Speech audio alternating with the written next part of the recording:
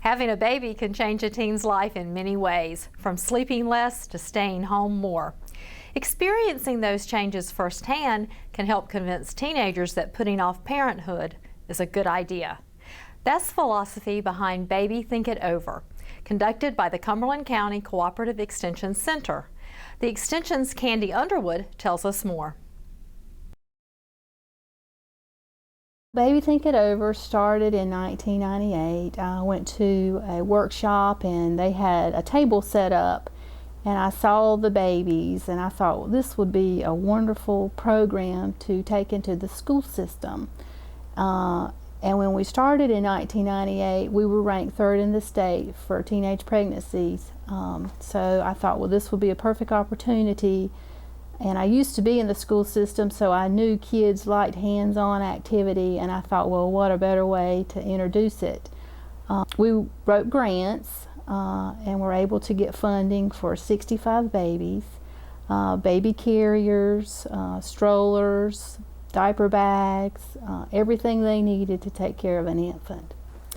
The kids wear a tamper-resistant wristband, and this is what it looks like. Each one gets their own band.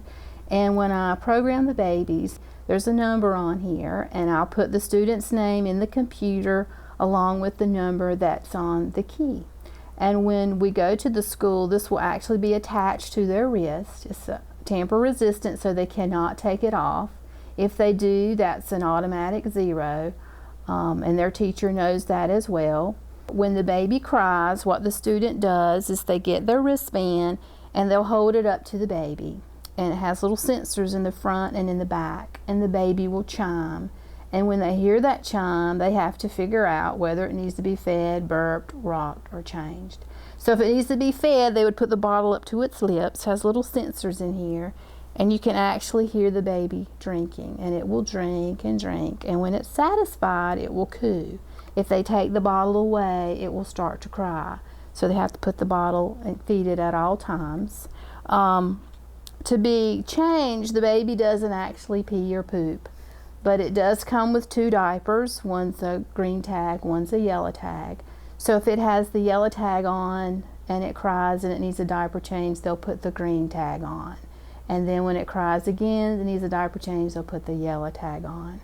When it needs to be burped, they actually have to put the baby up on its shoulder, pat the baby on the back, and it will burp, and they'll know that it's done.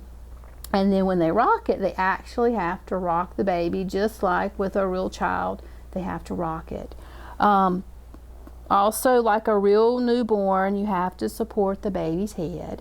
So, you know, the head does move, and if the head does go back, the baby will scream really, really loud. And they have to soothe the baby to get it to stop crying. And everything that they do is recorded in the computer. So normally I will go out and teach on a Tuesday or Wednesday. We go over how the baby works. They're given a little quiz and we go through the quiz. They're given a budget worksheet. We like them to see how much a baby costs, and they have to go out and find these items and see how much it costs. They also keep a diary of the baby every time it cries, what they were doing. You know, what did it interrupt? You know, we've had several say, you know, I couldn't eat because I had to take care of the baby. But the biggest thing that gets them is taking away from their sleep, because the baby will wake them up at night. It may be 2 times, it may be 3, it just depends. I do tell the students I'll give them 1 hard day. Another thing this baby will allow me to do, you know, some students are in sports and they're unable to take care of the baby at that time. I can put the baby on a quiet mode for that length of time. But if the baby is messed with, you know, while they're away, the baby is still operating. Because I've had some students where they'll leave the baby and their siblings pick it up, the head goes back and it goes against them. So when they come back, after I teach them on Wednesday, I go over the car seat carrier with them, how to work that, where it goes in the car. So they get all this equipment because we want to make it as realistic as possible. And Friday we'll go back to the school, and that's when we give out the babies. and then they keep them all weekend and bring them back Monday.